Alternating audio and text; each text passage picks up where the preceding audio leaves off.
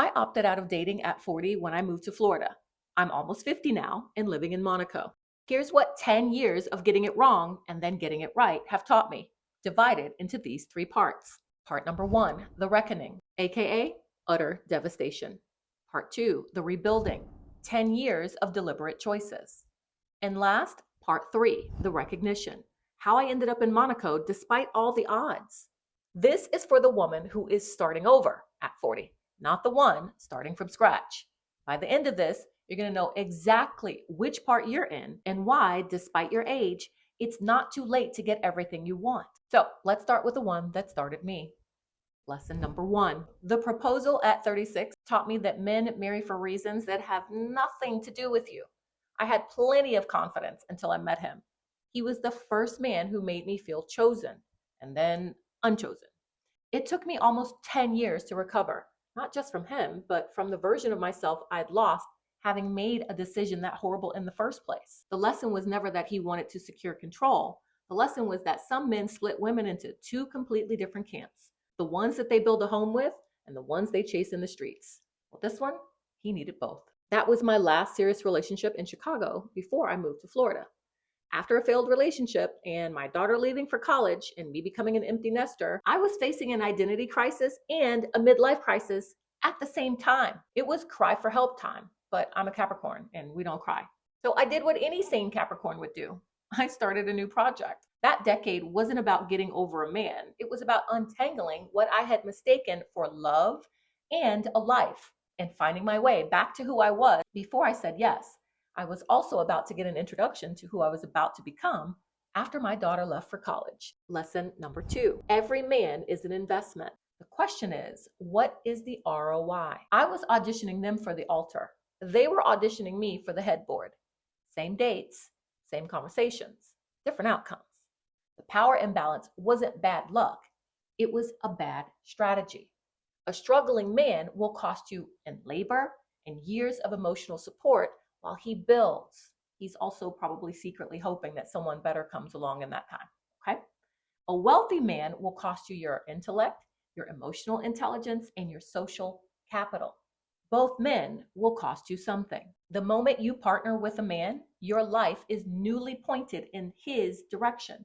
You're choosing the next 5, 10, 20 years of your time, your energy, your money, either made or lost, and your opportunity, both capitalized on and missed. Now, I dodged a bullet with that engagement. So what's the lesson here? Well, the question should never be, does he love me? The question is, what return are you getting on your investment? Lesson number three, you cannot heal from a man using the same mind that chose him. Recovery requires new information. And dumb V, well, the version of me that said yes to the proposal, you couldn't have talked me out of staying. I needed mentors, education, distance, and lots of time. The woman sitting here before you today is not the same woman who said yes, not by a country mile. Lesson number four, he needs me is not the same as he loves me. I spent years confusing rescue with romance. The men who needed saving, ironically, never saved anything for me. Not time, not effort, not even a future. There was no consideration of my needs, only their own. They took the version of me that showed up to fix them, and they kept taking long after there was nothing left for me to give. The lesson here, any man who needs your resources is underdeveloped. He needs to leverage yours because he doesn't have any of his own. Lesson number five, I moved to Florida at 40 and built 2 businesses. I became a powerhouse, successful by every metric. But success made me more masculine than I care to admit. And masculine energy attracts its opposite. Building the business wasn't the lesson. What it did to the men I attracted, that was the lesson. Here's my saying the quiet part out loud. Dating in your 30s is where you're supposed to make the costly mistakes. Dating over 40, you don't have that luxury. Your timeline for trial and error is shorter and the consequences are steeper. That's exactly the gap the Dating Strategy Lab exists to close, because nobody hands you the actual playbook. I didn't have one in my 30s. I built it for the woman who's re-entering dating now. But there is something else that changed the game for me.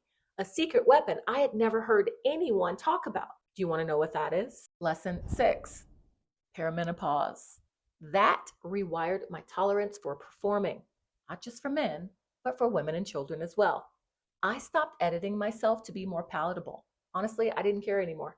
I unclenched these fists from those Disney fairy tales and the lessons from Black church about a woman's purpose, and I changed how I saw men and what I was willing to tolerate from them. The hormonal shift wasn't just physical. Even in the middle of brain fog, it was a clarity that I had never had before. My intuition switched on so bright that my inability to fake interest went dark almost overnight. Let me know in the comments which one of these you're already resonating with so far. I'm super curious. All right, lesson number 7. Working with the 1% changed how I view money, and money is energy. Wealthy people circulate it to people they know, like, and trust. But here's the double-edged sword. I worked my way into every right room, built the businesses, earned the seat, and stood there in my masculine energy, the same energy that built it all. While men respected my intellect and my competence, they completely bypassed me romantically. The lesson here: you can provide for yourself and still attract a provider in his masculine. It's not one or the other. It's knowing when to leverage your power and when to let it rest so he can step into his. That's what I call having range. Lesson 8. I ran a boutique and made more money than I had ever made before, but I also felt empty and lacked a purpose. I looked around one day and thought, is this it? I resented being successful and stuck at the same time. The money was right, but the purpose was absent. And that disconnect will hollow you out faster than failure ever will. I hosted private parties at my showroom, and those conversations would always lead back to men. I don't remember how many women I counseled through those years, but it was in the hundreds.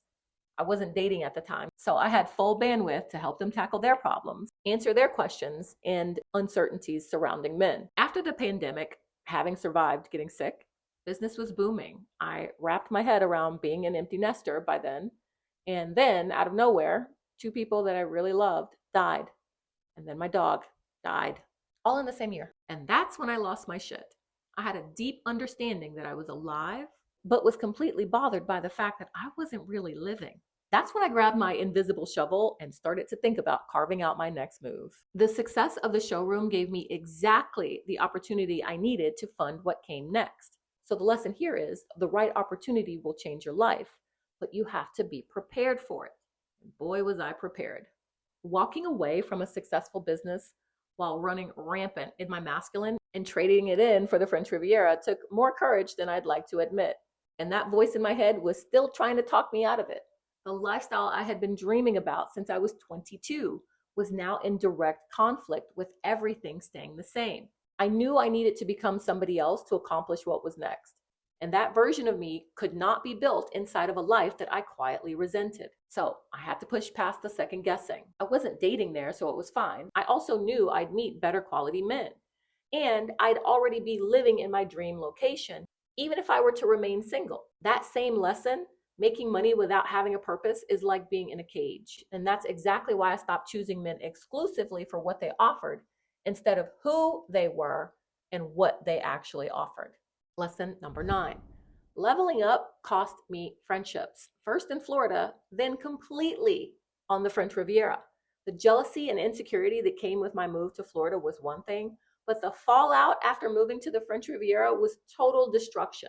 Moving to a different country saved me, okay? Those relationships were already on borrowed time, and they couldn't reconcile the new version of me that I was becoming with the old version of me that they needed me to stay.